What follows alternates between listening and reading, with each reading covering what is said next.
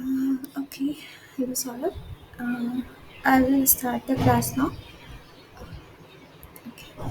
So, good evening, everyone. This is week 10 of Foundation of R Software, and this course is taken by Professor Saurabh from Department of Mathematics and Statistics, IIT Kanpur, and I am Kamna Mishra from IIT Mandi as TA for this problem solving session. So, these are the links for everything like problem solving session link, drive link, YouTube link. Okay. So today's class, in the last class, we have gone through some parts of the strings. So we will see the strings furthermore, and mainly the class will be focused on the data frame. Okay. Um, okay. So, strings, I have written that finding the strings and then the substitution of strings. So, what does that mean by finding the strings? So, if you have like a paragraph or something, and then like in the Word file, when you go Word file, and you have a hole, and then you have something, uh, let's say let's say I'm having a word file, uh, and I'm writing, okay, hi, uh, this is Kamina, and this topic is about R. Okay, so you use here find and replace. So if I write find, so in this is, it will find wherever the is. Okay, if I will write it is space, then also same. If I will write space, then you see that space dot is space, then this one is the replacement. So this one is the finding, and if you try to do replace, then you can see that you can find and then replace it, right? So this is the basic thing. I mean, I hope you know. So in this way, like if you have something in R, and then you want to do in that string, you want to do this find and replace, then you do not need to write the whole and then replace it on your own or find it on your own. Or if you want to, you have the option that whether you want to replace one part or whether you want to replace the whole string. So in for that we use this G rep, and then G rep L. So rep L is basically L is basically for the logical one. So it will give you the logical results, true or false. That means whether the string was like present or not. So it will give you in terms of true or false, and G rep will give you uh, this where are these strings are present. Okay. So let's say I am representing first string as this, and I'm writing it as uh, let's say Excel is an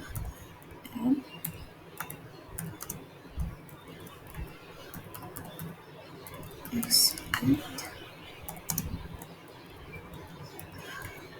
software for solving examples. Okay. So let's say this one is S1. Okay. And I want to do grep and then X and then in the S1.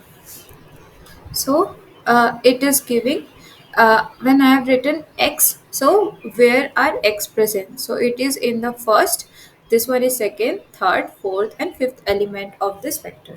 So it is showing that it is present in the first one, and then the third one, and then the fifth one. If I will write g rep x s1, and then I will write value is equal to true, then it will give me excellent for solving examples. So it will give the whole string in which this x part is present, right? So this way you can see that where like value will give you, like if you will give value is equal to true, it will give you uh, the strings. If you will not put value is equal to true, then default means it is value is false. So if I will put just uh, this x s1 and value is equal to false, then it will give me 135 135 as it was above. So it will not give me if value is equal to false, whether you write it or not write it, that doesn't matter. But when you want the value, you need to write the value is equal to true. So this was regarding the finding the strings. Now after finding the strings, what do we want to know? That we want to know like this one is where in which strings it is present. So here it is not showing that in 2 and 3 it is not present, or whether there are further numbers in which string is present or not. So for that we use grep, and if I write x and then s1, then it will give me true for the first one, and false for the second one, true for the third one, false for the fourth one, and the fifth for the true for the fifth one. So this was like, I think, very basic command. So it is just to find the string. And the next we will see here is that finding the string. After that we will see that substitution of string. So substitution of string is basically replacing the old string by something new. Now sub and g sub. So sub is basically if you have like a string and in the 5 elements it is present, then sub will just change for the first one. And if uh, you will use g sub, so for the g sub, it will, what it will do is that it will change the for the whole part, right? Okay. uh,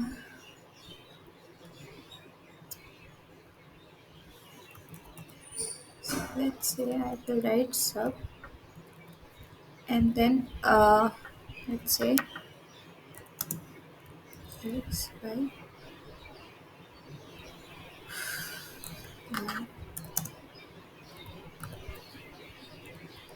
in this one, right? So what it has done is that in the first one, uh, okay, it is doing for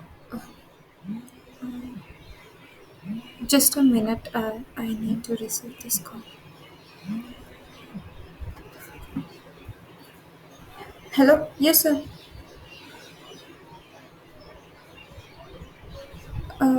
नहीं sir, आपने बोला तो था meeting में लिख के दे देंगे।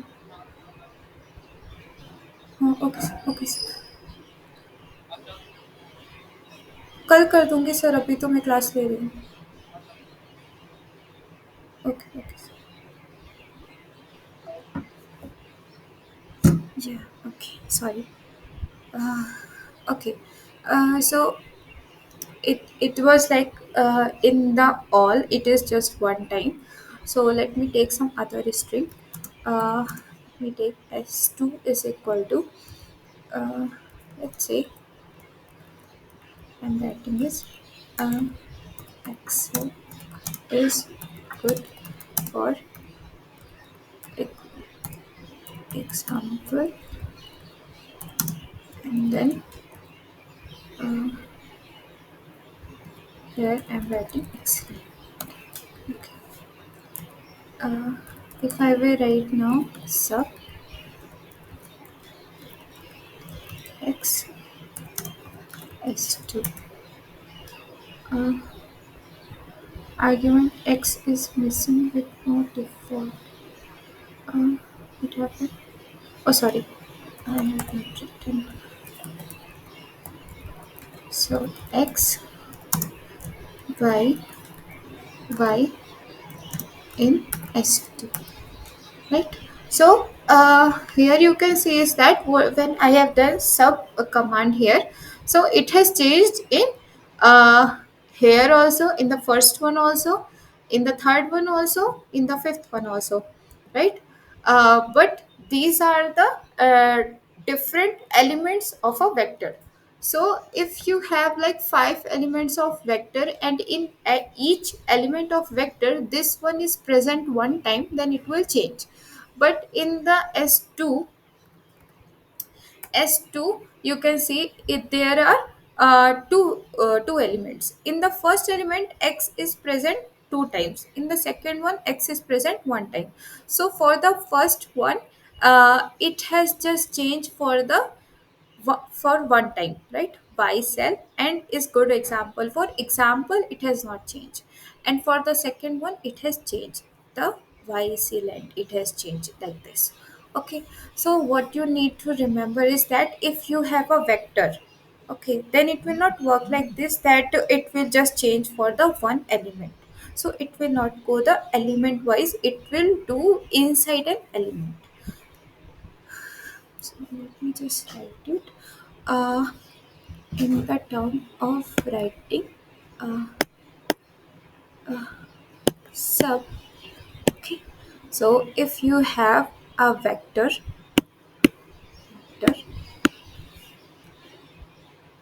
and then if you have, let's say, five elements.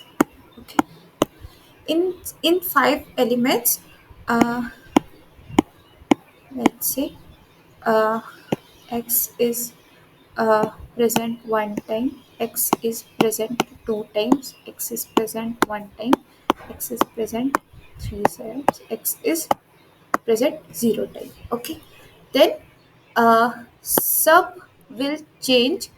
If I will perform sub operator, then x will change one time, one time, one time, one time, and obviously here there is no x, so it will not change. So it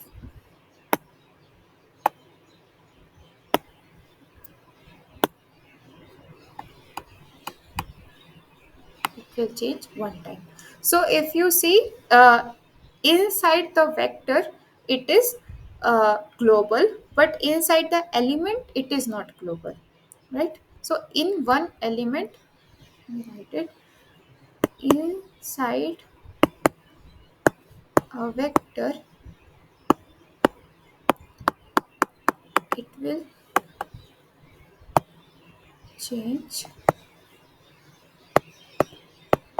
globally, but inside an element of a vector it will change on the first one, right? So that you need to remember, because in the class lecture I don't think it was included. Okay. The next thing is that G sub. So G sub is like for the global one. So G sub, if I will use uh, x, y in S1, uh, then it will give me as it is, like it is giving in the time of sub. If I will use G sub x, y, and then S2, then you can see is that it is G sub x, x, y, S2 में it has changed for the in one vector it has just changed for y cell, and not changed for example, but here it will change for all. So in the GSEP, it doesn't matter whether it is a elements of vector, whether it is like inside the vector, whether it is like in particular element of vector, then also it will change inside, like wherever it is present it will just change it. Okay, so that way you can remember it. So this one was regarding this string and substring part. Next we will move to the data frame. So in the time of a data frame, so what do we know till now is that whenever like especially when we take any let's say you are working in any field, then when you download the data from anywhere, it will generally download in LC file or whatever, and then you convert it into the CSV files. Once you have the CSV file or Excel files, what we do is that we uh, just save that CSV file in terms of data frame in our R code, so that we can do the further uh, proceedings. Because otherwise, if you will take convert a data, take the convert, like if you will take one row and or one column and then you try to change it into the vector, so nobody wants to waste that much of time. So data frame is basically is that it is just it is like you have some kind of data sets and then you want to uh, give it some kind of a name so that it will be easy to work on that later. So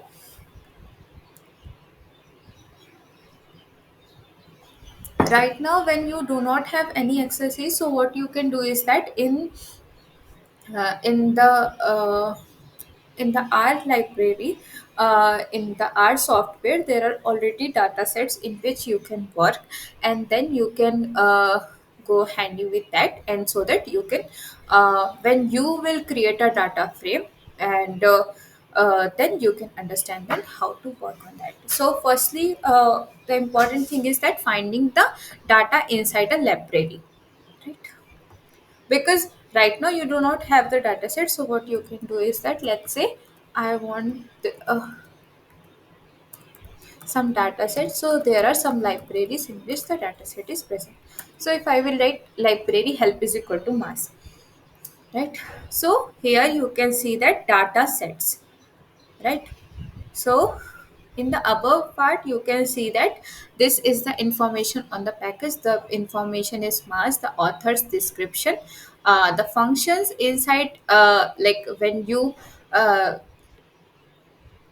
library, when you take that library, then you can use these data sets. So I have written right now just library help is equal to mass. So right now I cannot use any of these data sets. So let's say I so here you can see there are data sets available. AIDS, so Australian AIDS survival data, brain and body weight, Boston, you can see that cars 93.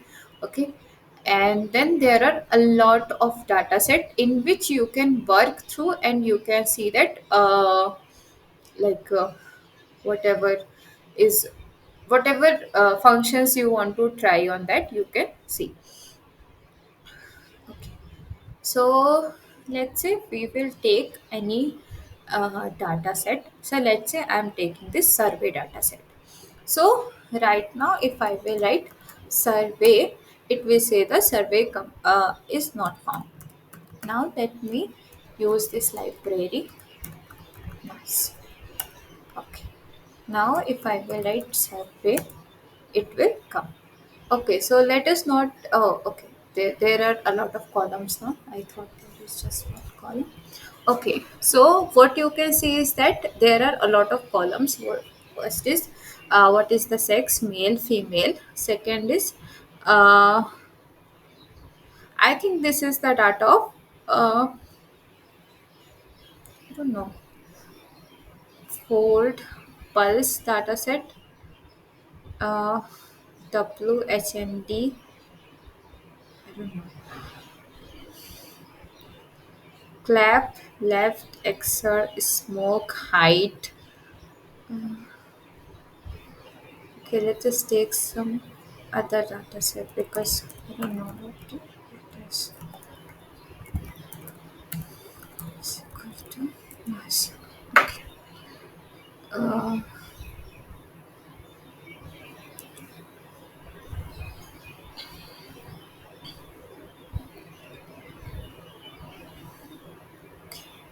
so we can take the data of age too. Okay.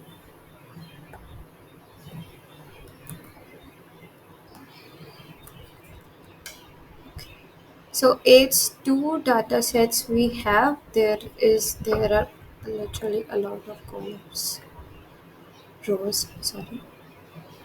Uh, Okay. So what we can see is that it has written the state and then again the sex. What is the sex? It has written the death, diagnosed, status, and then T dot. It is writing some kind of category, I think, and then the last one is age, right? So now we have this data sets. So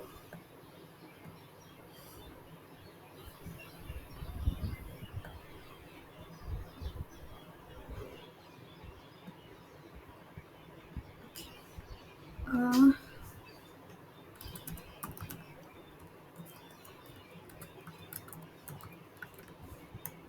okay, so I have written just head of aids 2. Now, head is basically if you will not give any, I think you can give the number also. Aids to 10. Aids 2, sorry.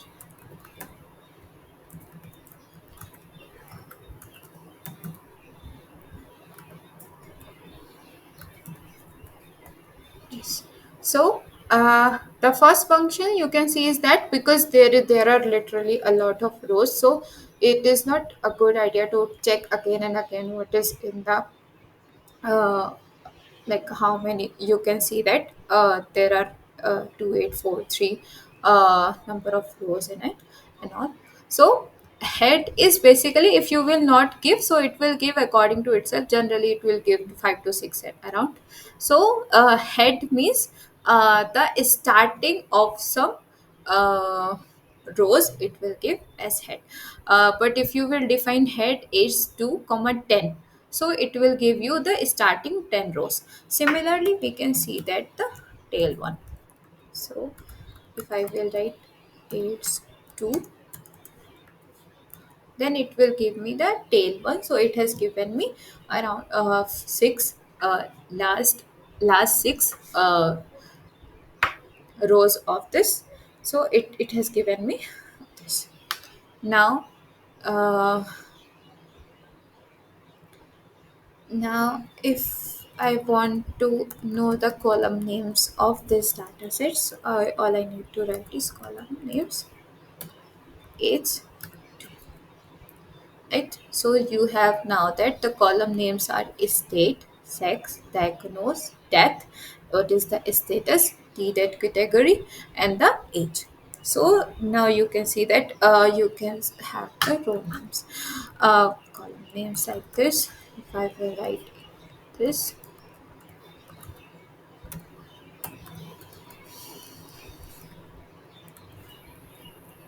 then the column names are not given here, so you can see that it has not given any kind of column name, so it is just writing 1 2 3 4 up to 2843.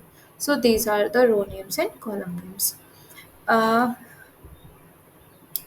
the next thing is that you can see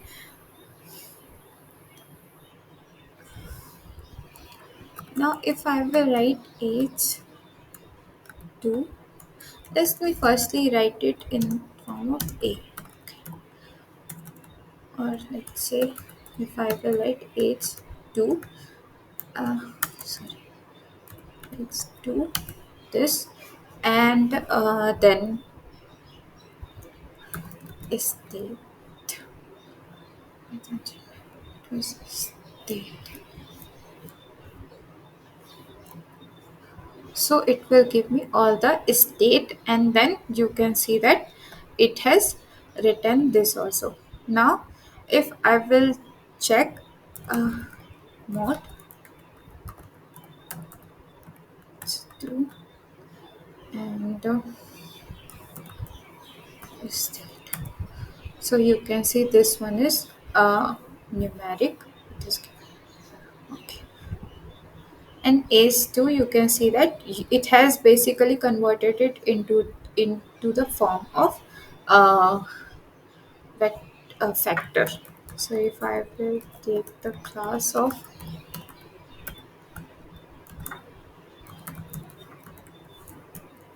then it is saying that class of this is factor. So why it is factor? Because it what it is doing is that it has given all the names, and at the end it has written that levels are this: new, NSW, sorry, and other, QLDVIC.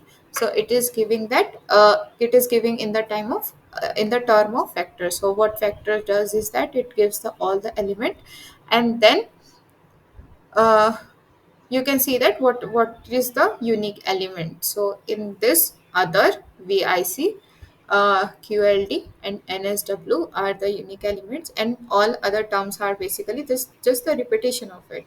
So these are the levels. So you can see that class of it as factor. uh, Now uh, the similar thing if you will do in the R. So, what is the profit? Sorry, Arc Studio. What is the profit you get?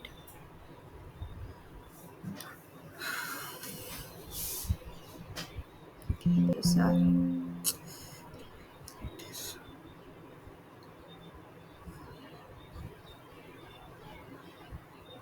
okay. Uh, let's say I'm doing library uh, mass. I have run it. Okay, and I'm writing library help equal to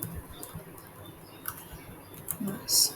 So it is giving me again this format. Now I want to work with H2. So I am writing this control X head is 2. It is giving this. Now you can see if I will write 8 2 and I will do this. So it will show me on its own that what are the I can use like stage sex. I want to know about stage sex, diagnosis, death, etc. etc. But if you will do it here, it's do this, then uh, you can see that you can get these and this and this, but in this format you will not get any of this. Like you cannot get like this. If I will write it here and I want this, and then I can do this. Okay, so about the death one. So this one is basically a little bit profit of using R course. Other one is that you can see this one in console separately. Okay, so that will depend on you in which you are handy. Okay. Uh, this way, what we can do is that we can see that whether it is a factor or not. So the next thing is that right now if I will write just state, it will not give me anything. But if I will write attach, it's to, then what it has done is that it has attached this is to. Now it will give me state. So finding the data inside the library, uh, what we need to do is that library help is equal to name of that library, right? And then operations on the data frame. So uh, attach a data frame. So operation on the data frame, we have seen some, and then we will see some afterwards. So attaching a data frame, basically what it does is that, uh, if you have a library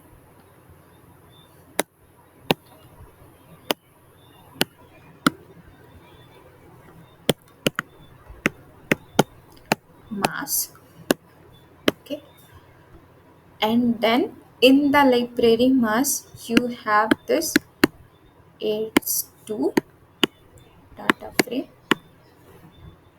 Okay, so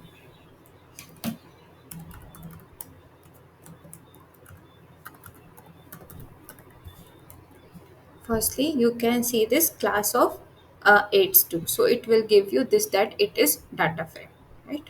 So it is a data frame. Then uh, to access the columns of it, one way is h2, and then I'm writing it this just for state, or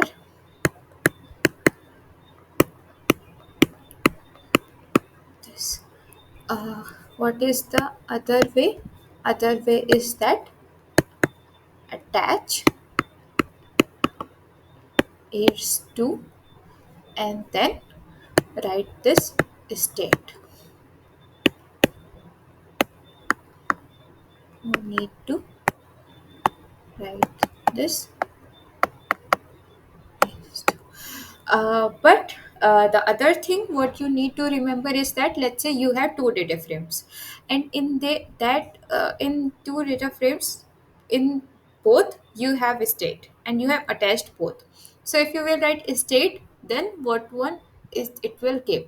So most probably it will give the like the last one, right? Because it is the updated one.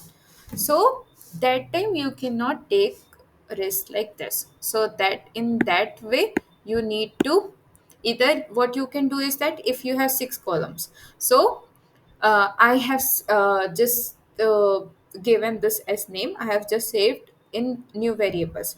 Let's say I will save it in state 1, sex 1, etc., etc., up to six columns, and I have written it in the variable form. Otherwise, if you have two data frames and if you have same type, same names of columns, then it can be a problem. Okay. Otherwise, what you can do is that if you are not working in the same time, then attach and then detach. So if I have written attach, and that's why it was giving me this. If I will write detach,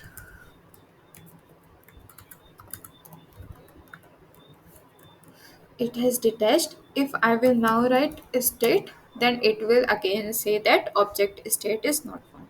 So you, what you can do is that before jumping to the second data frame, before working on the second data frame, remove the first one. Okay. So this is the one thing that needs to be done this way. Uh, Now the summary is, okay. So what is the summary? The state, you know the state. So NSW, in that state there is 1780, and then other, etc., etc. So what is the male female ratio? In the diagnosed, you can see what is the minimum number, what is the maximum number, what is the median, mean, first quartile. So first quartile, I hope you know, it is the 25% of the data. Third quartile is basically 75%. So if you have uh, any numeric one, like let's say if you have a data with the numeric values, uh,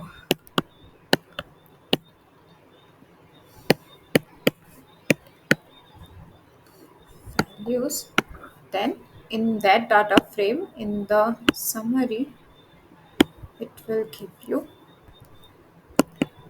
mean, minimum, maximum, and then this quartile.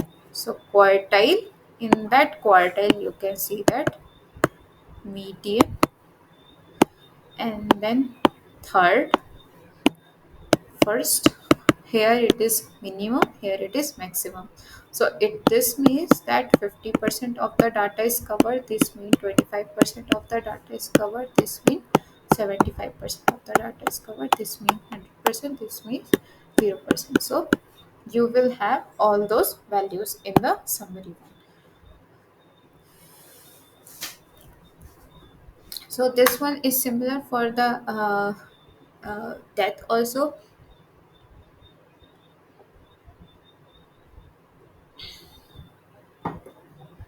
for the age also, and for the T dot category also.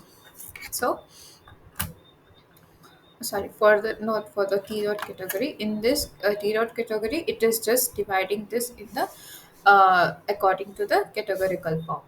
So this one is the summary. So you can see that in just one in just one command, one basic command, just summary, we are getting a lot of informations from the data frame because of how it is designed.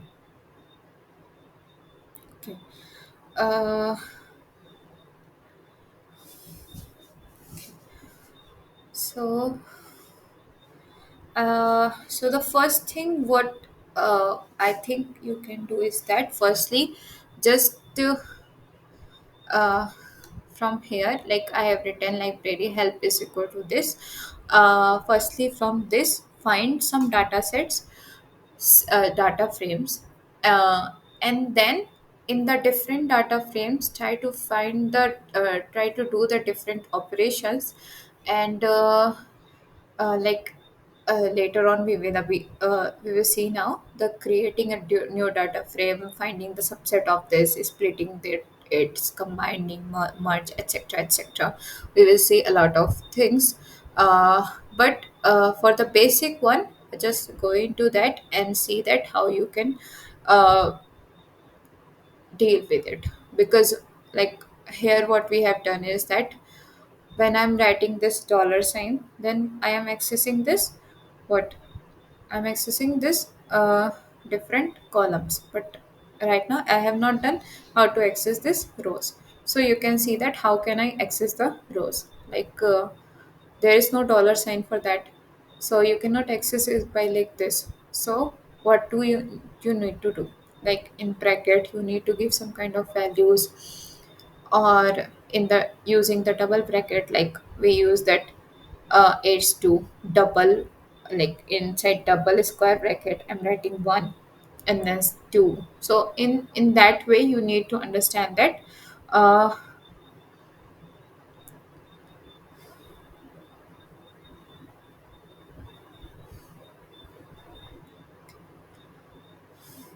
so in that way you need to like go through all these data frames, etc. Okay. The next thing is that we will see that how to create a data frame. So creating a data frame is basically uh,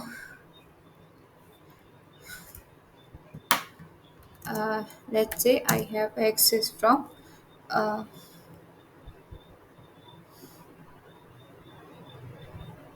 just a minute.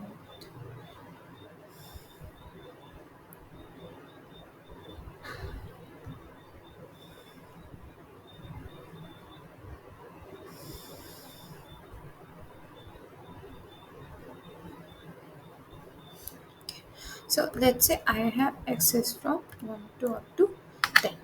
Okay. And then the next one is that I have a matrix x1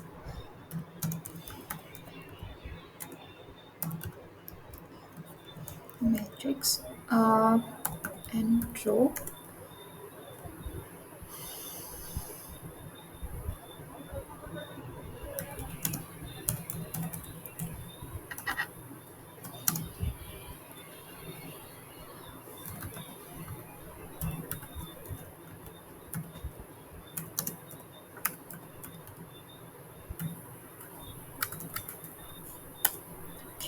So you have this two x1 and x2.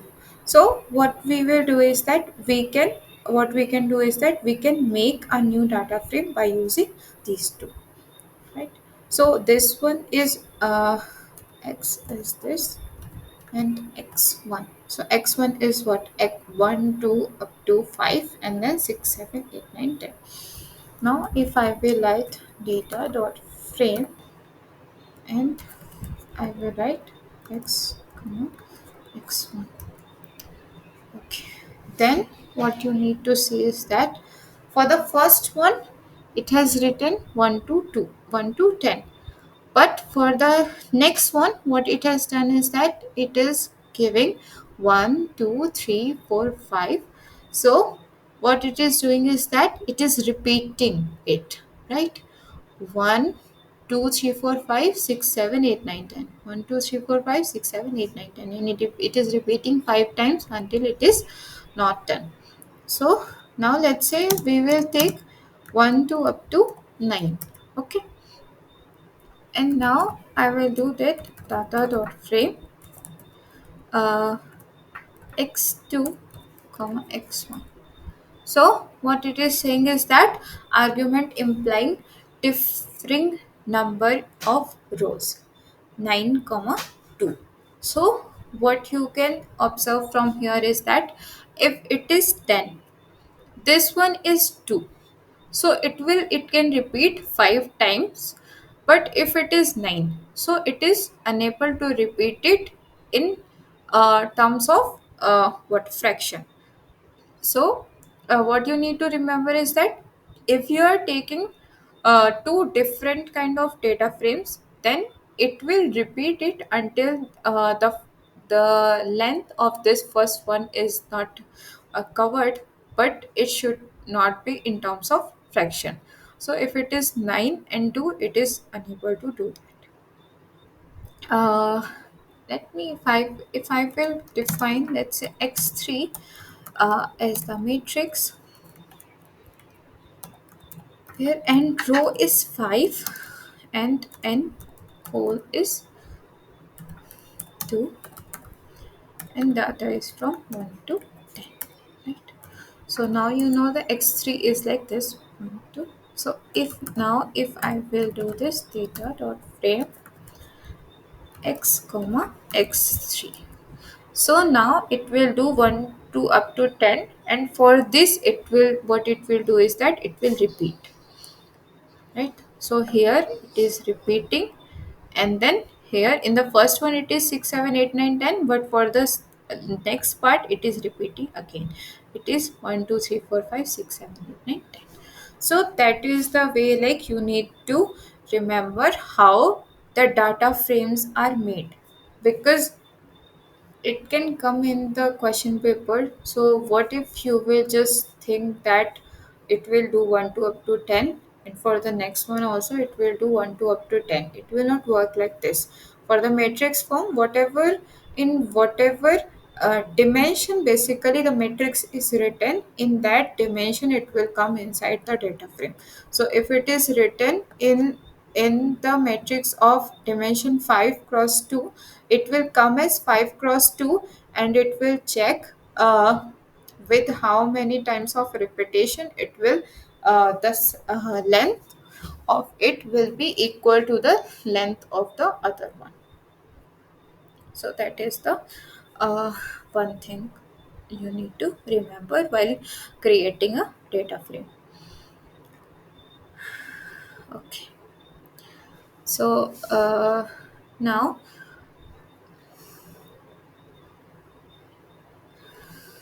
let's say I am saving this as Z data frame x comma x3, right?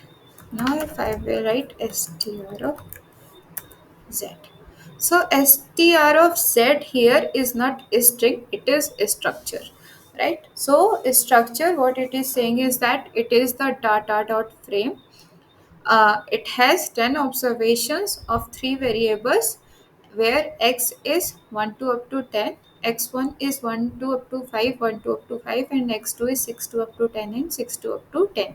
So this one is the structure of this data frame. Now if I will see the data structure of data frame which I have used earlier.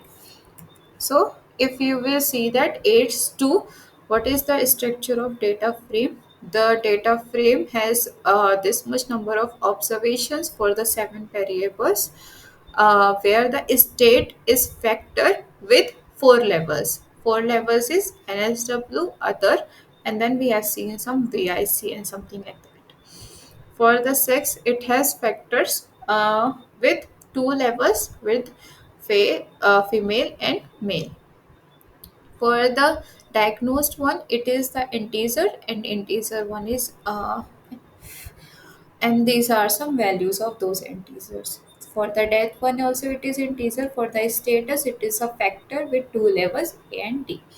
For the category it is factor, and there are 8 levels which is HS, SS, ID, etc., etc. And for the last one age it is integer. So if you will just do the summary part or structure part, you can have a lot of for the summary part, if I will do the summary,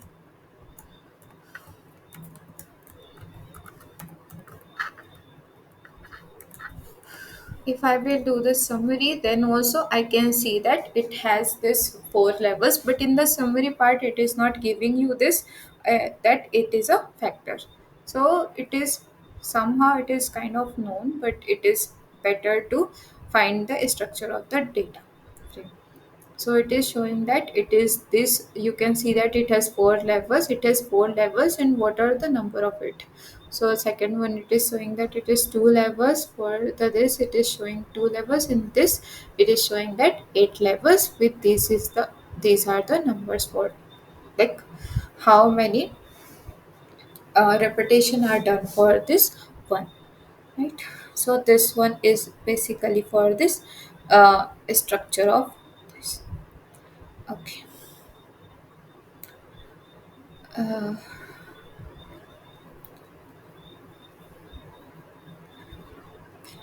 Uh, the next one is that the data extraction is basically. So if I will write again this head of age, right? So I have this. Now if I will write age 2,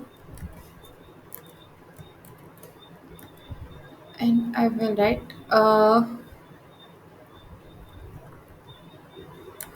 let's say I'm writing NSW. Okay, it is showing it has undefined column. So column, sorry, I need to write 2 state.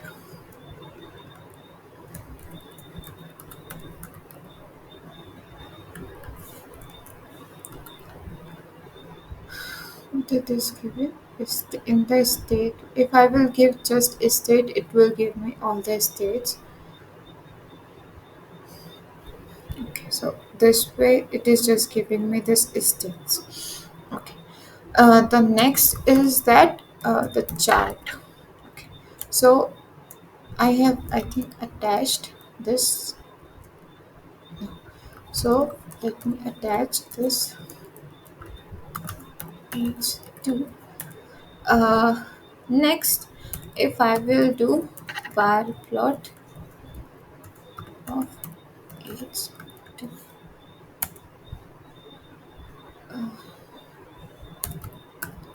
sorry, bar plot of uh, state, bar plot of this age. Okay, so what you can see is that if I will give bar plot of age, so what it has done is that it has just given me, if I will write bar plot table age. So I think you can see the difference between this.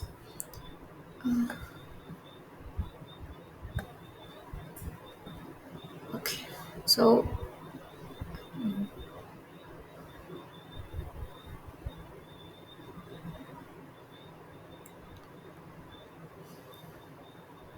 okay, so if I will write bar plot table of age, so table of age means it is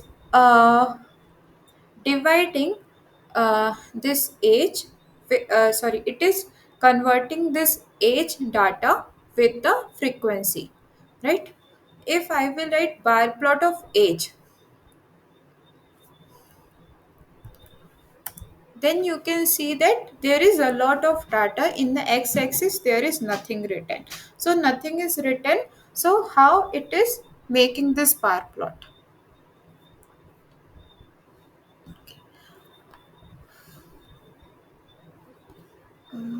This is regarding the data frame only. So okay, anyway, this, this.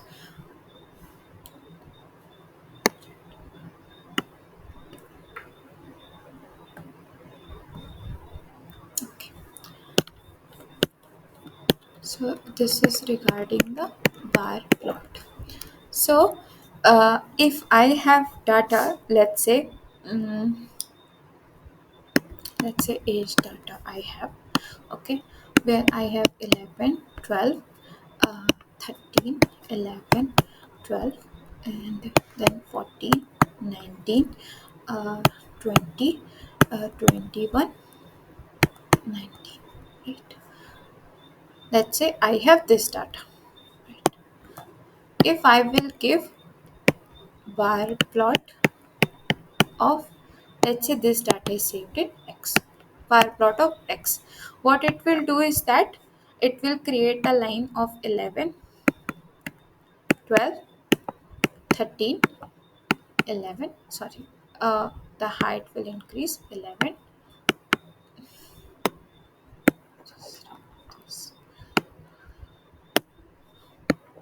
let me write, this one is 11, 12, 13, this one let's say 19, this one let's say 20.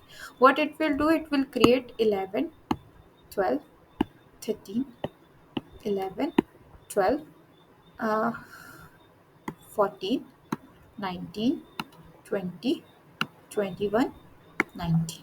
It is creating like this. If I will write this bar plot of x, so you can see that I am not getting any kind of information from here. Now if I will write, instead of this I will write bar plot table x. Now what it will do is that it will create a frequency table.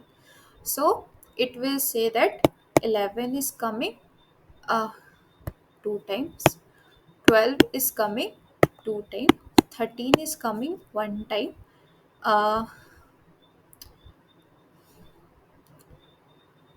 uh, 14 is coming 1 time, 19 is coming 2 times, 20 is coming 1 time, 21 is coming 1 time, right? Now it will create this as, here you have 11, 12, 13, 14, 19, 20, 21, and then here you have 2, 2, 1, 2, 1, sorry, this one for 2, for this it is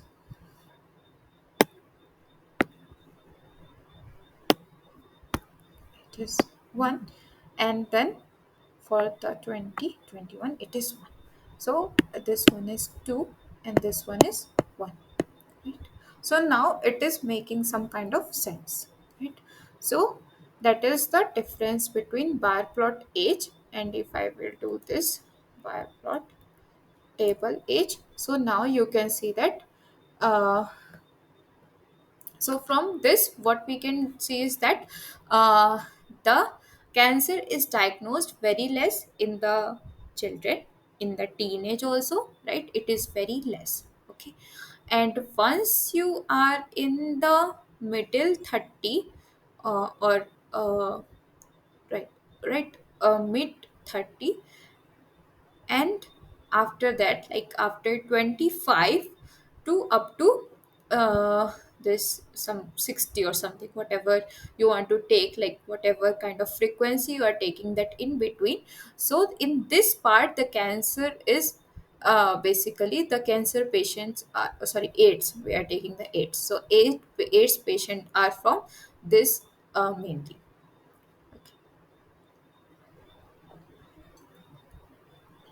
Okay. Or this one is like if the total population is this. So what we can do is that we can take bar plot, table, and then death. So for the death, it is not giving. Uh, what is the death? Huh? Let me just see what is. Okay, so it is not showing in this format. It is very less maybe, and for some point it is very high. Or I think it has some very separate values. So I just do bar plot table, and then we have done it for death, and then what was the other integers? Summary. Okay, so death and then a diagnosed. So these are the numbers basically. So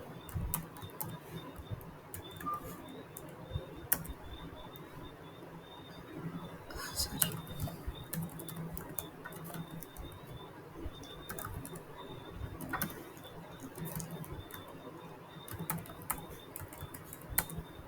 Okay. Uh, so for this, it is coming like this: bar plot table diagnosed, right? So you can see that the minimum one is 8302. Uh, the maximum it has not written because it has written up to here. So while here it will be some value 11503. So you can see that what are the, like, there are a lot of this. So diagnosed, uh, so diagnosed in this, basically it is like how many times 8302 exactly are diagnosed. So that will not makes too much of sense here. uh, okay. Okay. Uh, the next, you can take use of pie chart. So in the pie again, you need to use this table.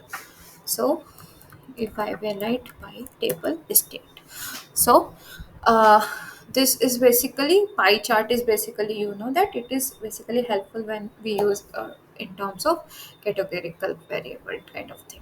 So you can see that NSW. So from this state NSW, there are maximum number of AIDS patient, or maybe it that there are substates. That's why there are like the maximum number of rows are belongs to this NSW.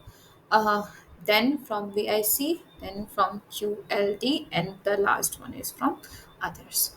So that way you can see for the other also.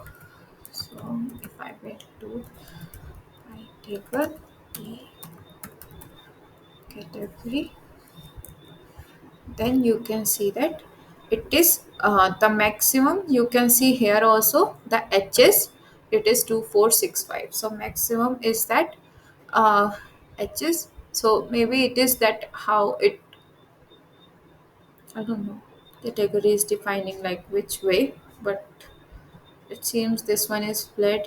It may be hemoglobin or something else. So it is showing that HS is contributing to the most, and then the HSIT, and then the ITBA. So this one is very basic of pie chart. So when you will do it for your project or something, and then you can see that you can add the percentage value also inside here, and then like here it is not very clearly written, so you can change the font of this, and then etc etc. So you can do these things when you will work on the graphics one, right? So right now basically we are trying to understand this data part, how data frame is working, and how we can understand these data frames, etc. Okay.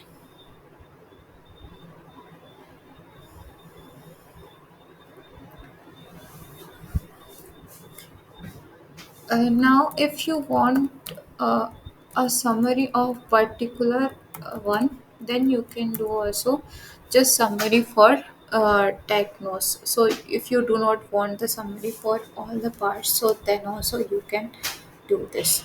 So obviously, I told you already that if you will do this detach function, then it will detach this part, right? Now, if I will take this subset each two, and I will write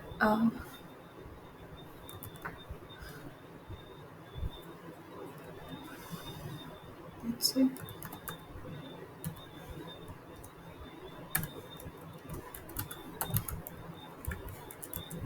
right. So if I will do this subset h2, and then sex is equal to f. So if I will do this as female, so I all I wanted is that the data for the female uh, patients, not for the male one. So for the female, you can see it is just 89, so you can get the data for that. So this way you can get the subset of h2. The good thing about the data frame is that if you will check uh, the class of this, then it is data frame. So if you will take a subset of data frame in any way, then also it will be a data frame.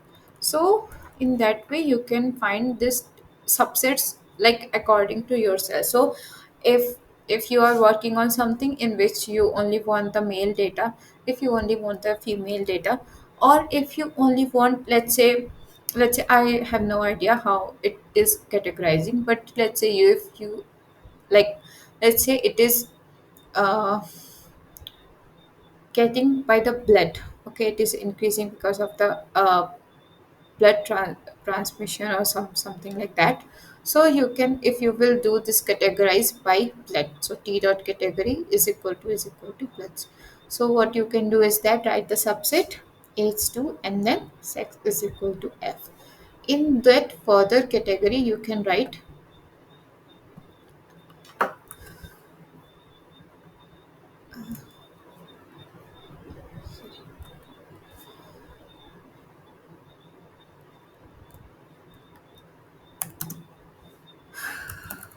t dot category is equal to,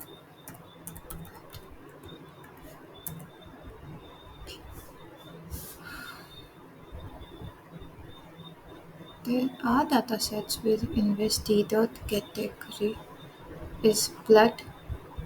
It is written 0 columns with 89 rows. What does that mean?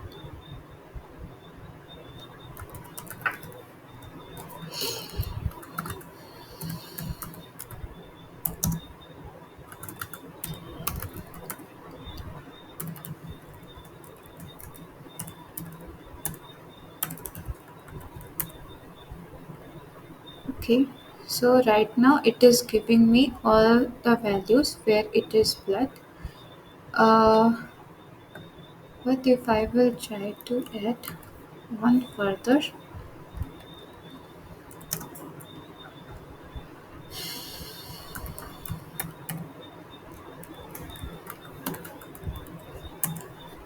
Okay, so it is when it is teed out category is blood, and uh, there should be something like and operator or something.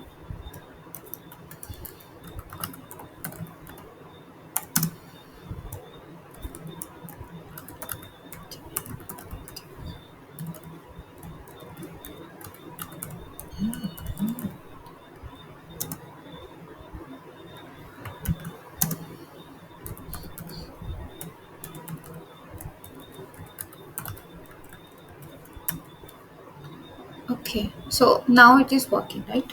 So you, rather than giving it separately, you need to give it in one. Uh, so if I'm writing it separately, then it is not working. But if I will write it this way, so it will work. So let me write this here. So next one is regarding this uh, subset of a data frame, right? So subset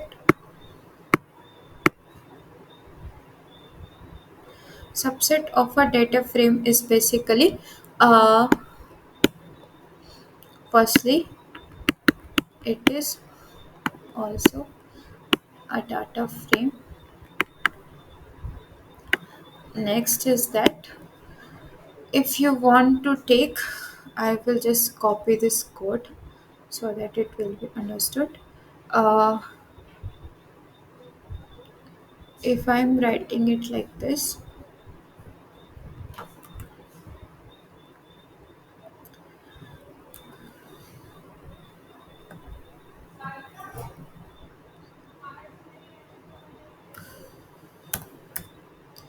then it will give me this values, uh, etc, etc values. uh,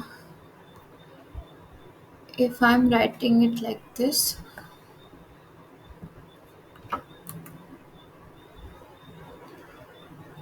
uh, for two columns,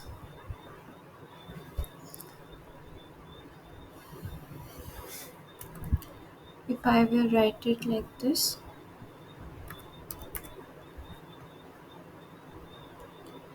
15, then if I will write it like this, it will not give me, not giving desired result, right? So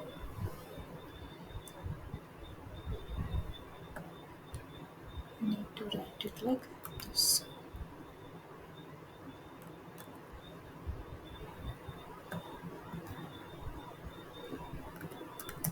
So I need to write it like this because in this way it will not give me the desired result.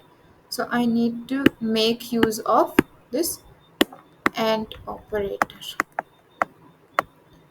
Or if you want that like if it is blood or if it is sex, then you can use the or operator, right?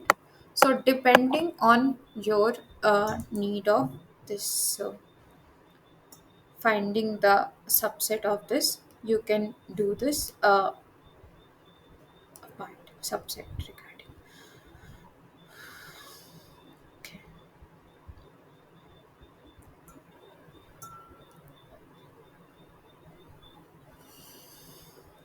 okay, so let us do 2 3 examples of the starting one, and then we will go for the further one. I need 2 3 minutes of break, so you can write the answer of this, or you can just say. So what will be the uh, sub of it?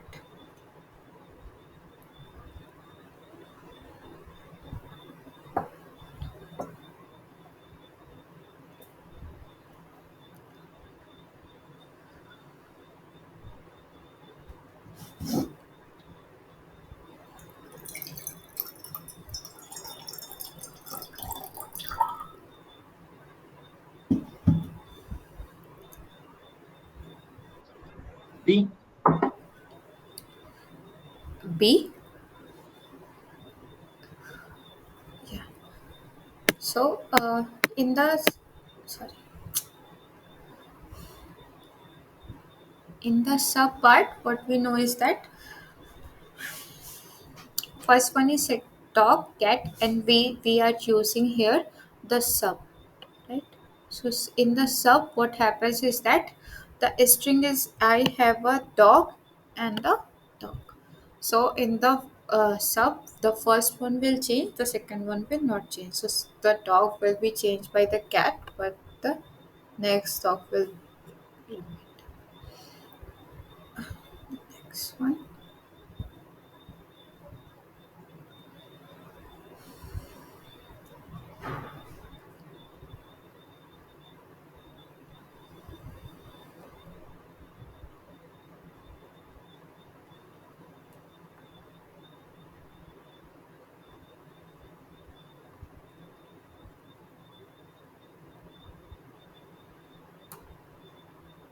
D. It is D. It is G sub. So G sub is used for the global one. Okay. So it will be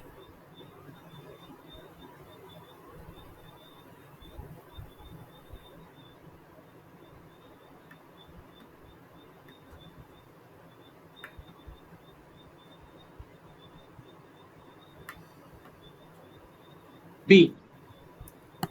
B, right?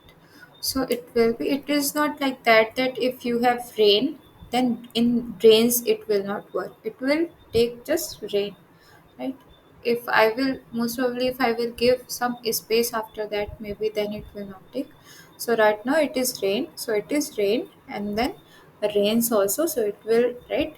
It will snow tomorrow. I hope it snows, not snow, right? Because there is rain. So rain will be changed to snow and S will remain as S.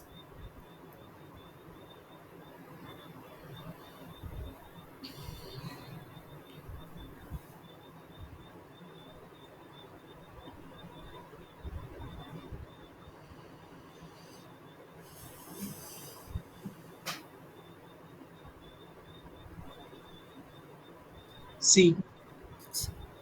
So it will be basically I have not written value is equal to true or value is equal to false. So if I will not give this value syntax, then it will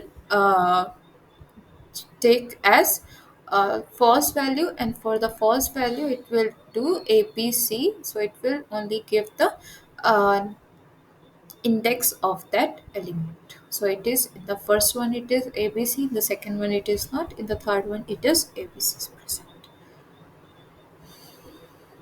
Next one.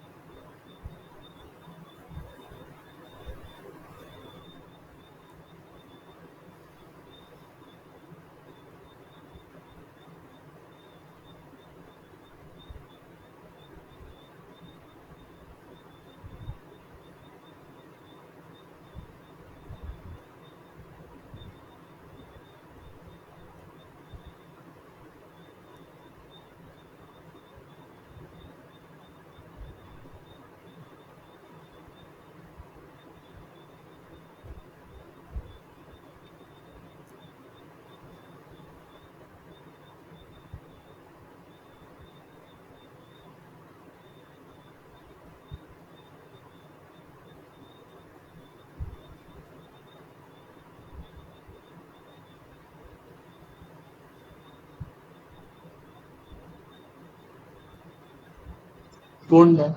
नहीं आ रहा. Huh?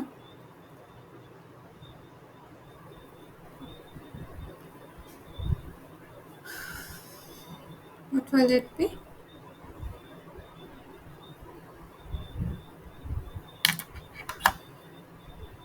Not able to get the answer.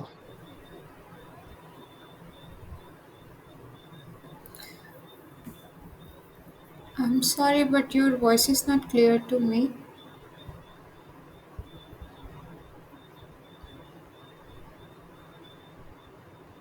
Option C. C. Option C. Okay. So A to E in the letters we have A, B, C, D, E, F, G, H, etc. etc. So for 1, 2, 3, 4, 5, it will be but let's see this question actually, because A to E in which part it is present.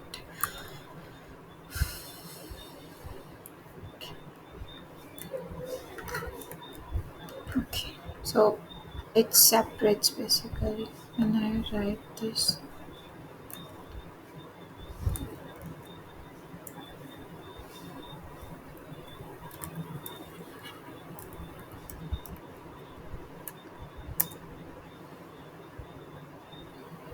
Okay, so it is taking the letters 1, 2, 3, 4, 5, like whatever is present in between A to E, it is working like this.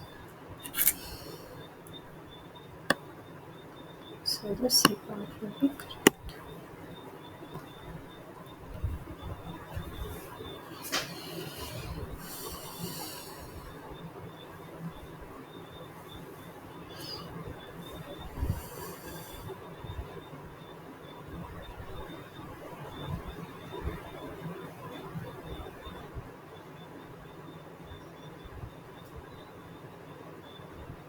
Option A, true, false, Option. true. Yeah. Because in the first element of this vector, there is Celsius.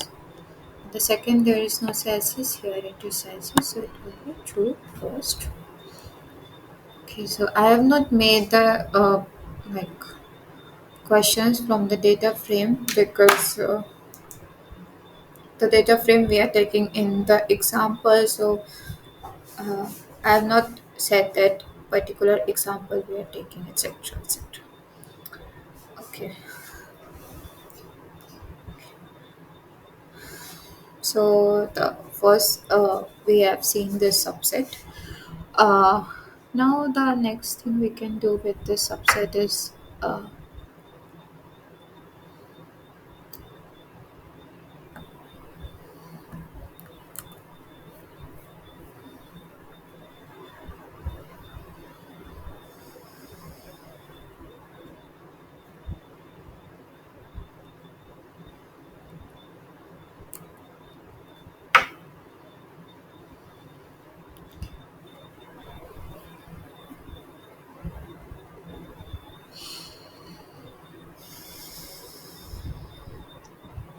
Ma'am, hmm, how many questions will be asked in the final examination? I have no idea.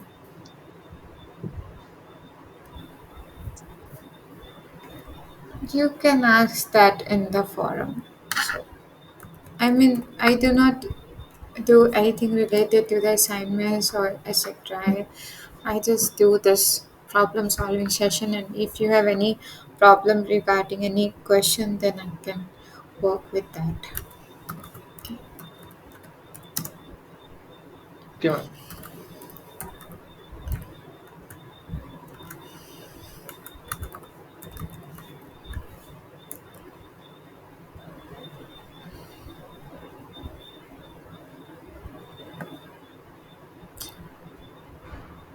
Okay.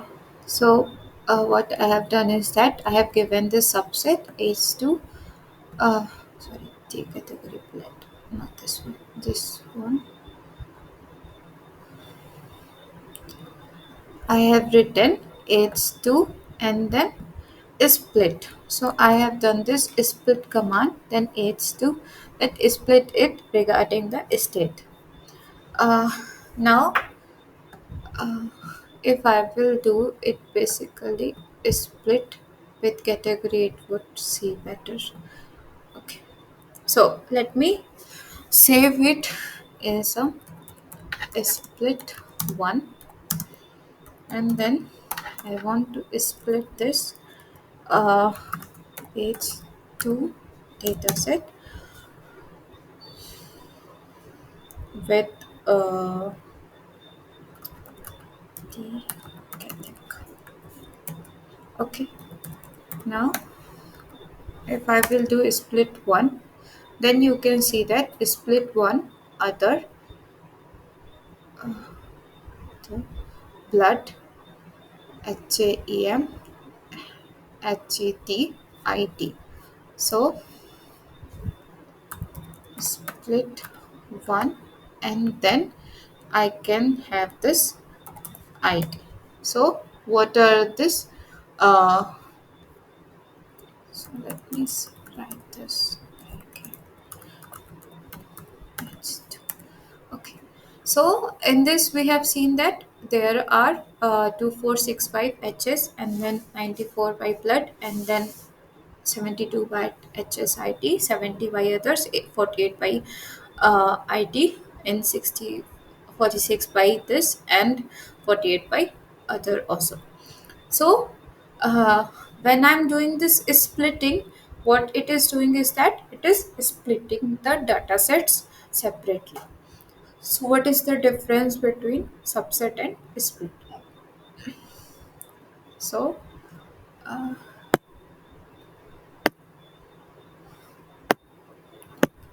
sub sorry.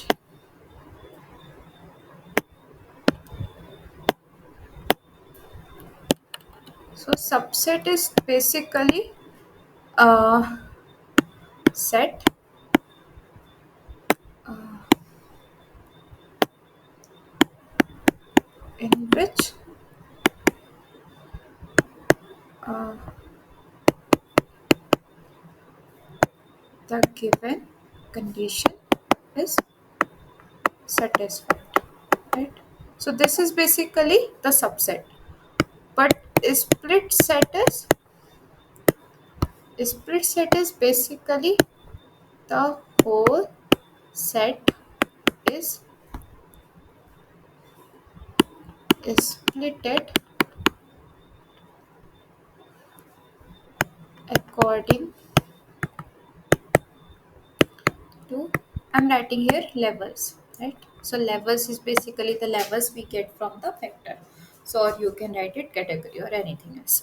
So in the split set, you have the whole set. You have kind of subsets. So you are dividing the data into subsets, but you have all the, like, if you will uh, take or if you will concatenate all those sets, then you will have the whole set. In the subset it is not true, right? You are taking one subset, so you, in the answer, you are only having one subset. But in the split, uh, here if you can see that in the split you have other from the mother, and you have from the blood, HAAM, hemoglobin most probably, HCT, etc. So the in split, what it is doing it is that for the first one it is must be for the maximum one, then ID, etc. So it is basically dividing the data sets in this splitted form. So again, if you will take this class of this splitted data set. So I have saved it in split one and IT. Okay, so you can see that splitted data set which is splitted by the ID, in which ID is present. So it is also a data frame. So the subset of a data frame is also a data frame. The splitted set of a data frame is also a data frame.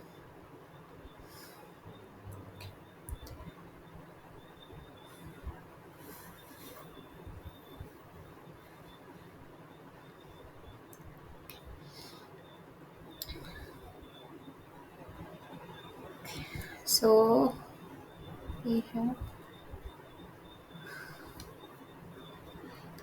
we have seen finding the data, operation on the data frame, attaching a data, creating a new data frame, subset, split set.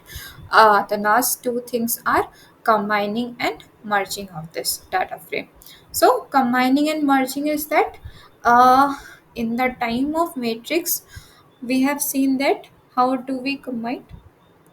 How do we combine two matrix?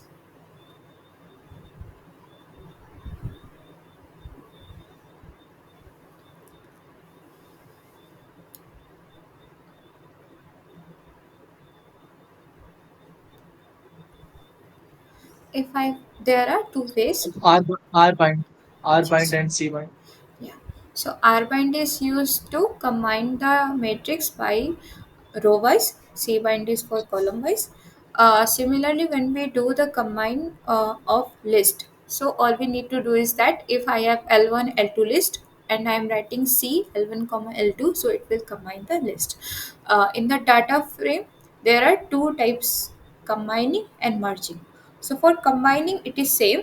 It will combine like C bind and R bind. For merging, there is new term. There will be a merge kind of thing. So uh, we will see how it works.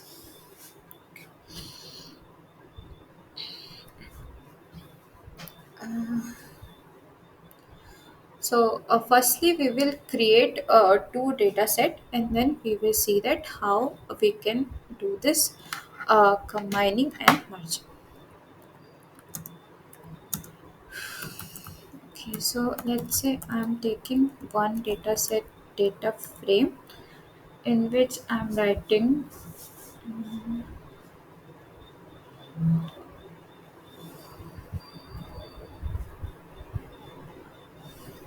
let's say I'm writing uh,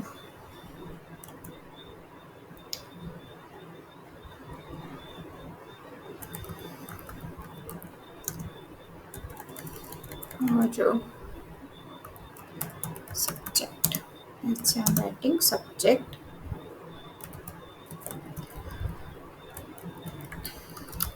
writing maths, physics,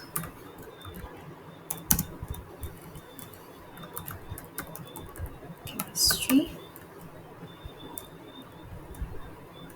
uh, English. Okay. Uh, and let's say I'm writing uh, the NOS as number of student involved in different subject. So number of students, let's say there are 100, there are 60, there are 70, and there are 80 students basically. Okay, so this one is first data frame. Now let's say I'm writing a new data frame in which I'm again giving this subject.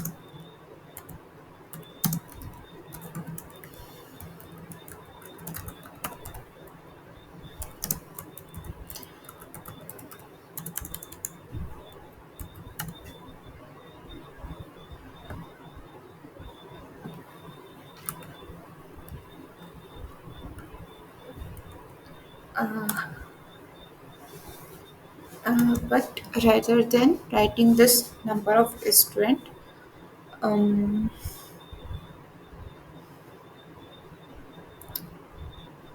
I can write this one is for which class. So class involved. Uh, so I'm writing this. Maths is for second. This one is for 8. This one is for 7. And this one is for 9 class. So that one was number of student, and then number of teachers. Okay. So teachers are, like, say for maths there are two teachers, for physics one, for chemistry one, for English three. Three. Okay. So let's say I have DF1 this, DF2 this. Okay. So what I have written is that I have DF1 is that subject number of student, DF2 we have subject for which class uh, it it the course is running, and what is the number of teachers in that. So now what I want to do is that I want to uh, if I will do this C bind df1 df2, then it will do this subject NOS subject Cl NOTEA. Because it is C bind, so it will be C bind means column wise, right? If I will give R bind from DF2, sorry.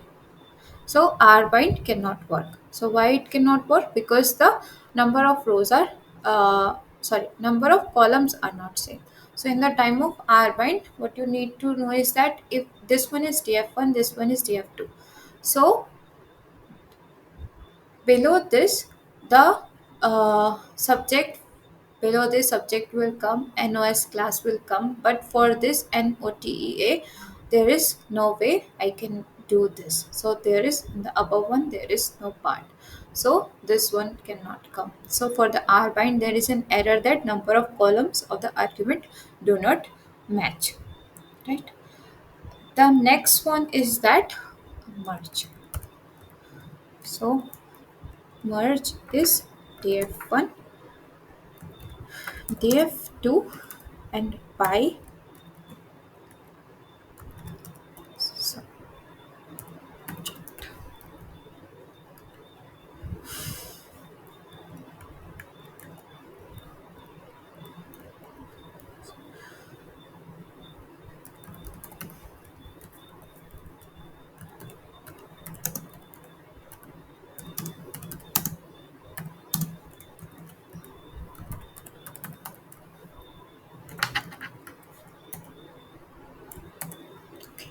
so now it has merged, so it will remove this column. Okay, for the next one. So here you can see that it is looking so messy. So what can happen is that in the class, if let's say you have uh, student data. So for the first time you have names of the students. So let's say I'm having a class and I'm having students, let's say 10 students, and I have the data of their 10th percentage, 12th percentage, their gender, and let's say I'm taking it for BTech second year. So I'm having for the BTech first year data, CGPA. Now, the next time what happens is that the SGPA is again required. So CGPA I had, but SGPA I didn't have. So what I will do is that I will take the SGPA data and I will merge it with the name of student. So for the student, I have SGPA data and I will merge it with the previous one. So this way you can use this merge. So there will not be unnecessary repeated column. So when you know that in two data frames there is one common column, so that will help in this uh, merging. So merge will help in that way. Okay.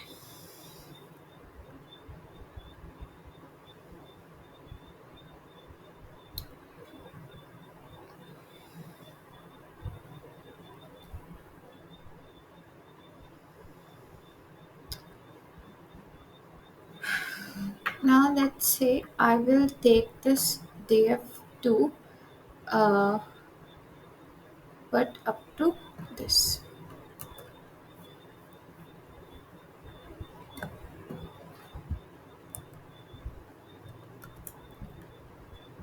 I will define it as, let's say, df3. Okay. So now df1 and df3 have this same. So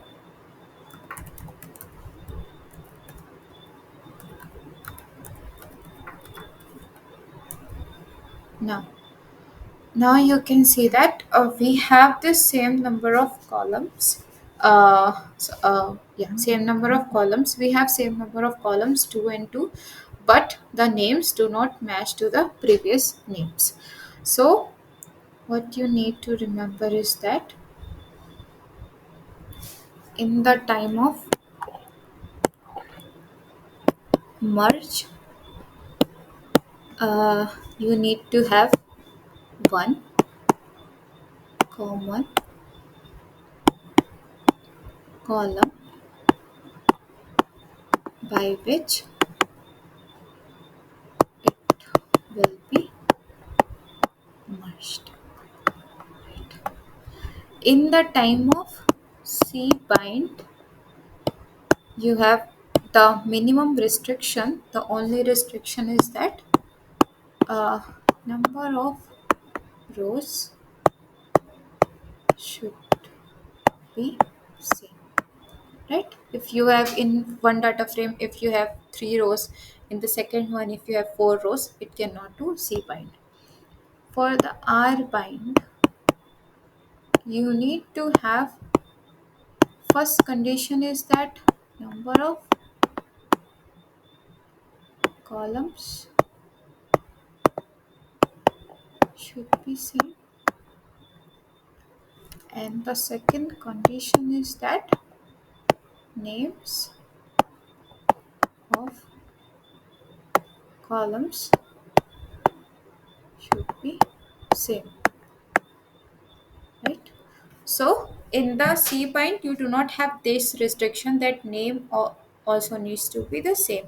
In this, you have this restriction that names of the column should be the same, because what it will do is that if it is written subject subject and it is written number of student, then below the number of student it will not give the class, uh, in which class basically this number of students will enroll.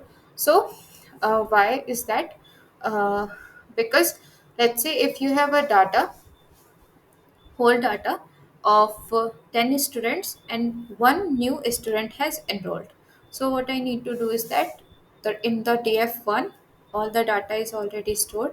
In the df2 all I need to do is that give the new data, but the data needs to be the same. That means the name, there should be name, there should be 10th and 12th, etc, etc. So let me make this df4 data dot frame, uh, where subject is same as this, and uh, I will write nos.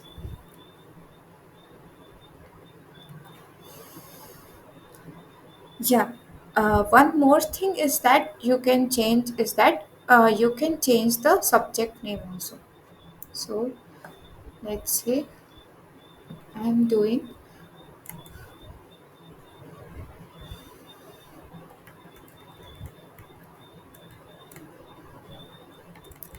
let's say until now I have the data for math, physics, chemistry, English, and now I have for the history and geography. Okay.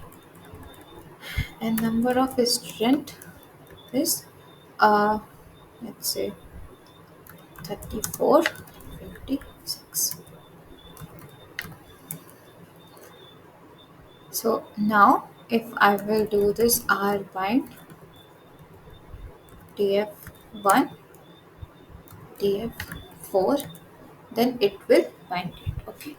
So now you know that you have till now the data of math, physics, chemistry, English. Now you have the data of students in history and geography also. So that way, so name of columns basically that should be the same, and the inside entry can be changed. So this one regarding the R bind, C bind. So these are some basic things that you need to remember by using this data frame combination.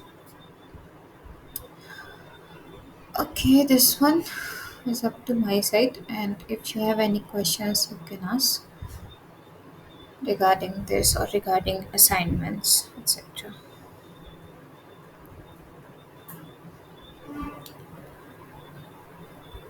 In the next class, we will see this import and reading the CSV files, etc. And I have also a lot of CSV files, so I can take as many examples as needed. Okay. uh, and If you do not have any questions, then I will end the class now. Okay. And I think I have already told in the last class or something. I will take one more class. So up to this 12 week, 12 classes were there. So after that, there will be a 13th week. In that, I will take one revision class, in which I will like, this is not possible to sum up the whole, but I will try to cover as much topics as I can regarding, most probably regarding the loops, and like whatever parts is are confusing in general. So we will go through that again on 22nd, I think. And okay, okay. So if you do not have any question, I will end the class. Thank you for joining. Thank you, ma'am. Okay.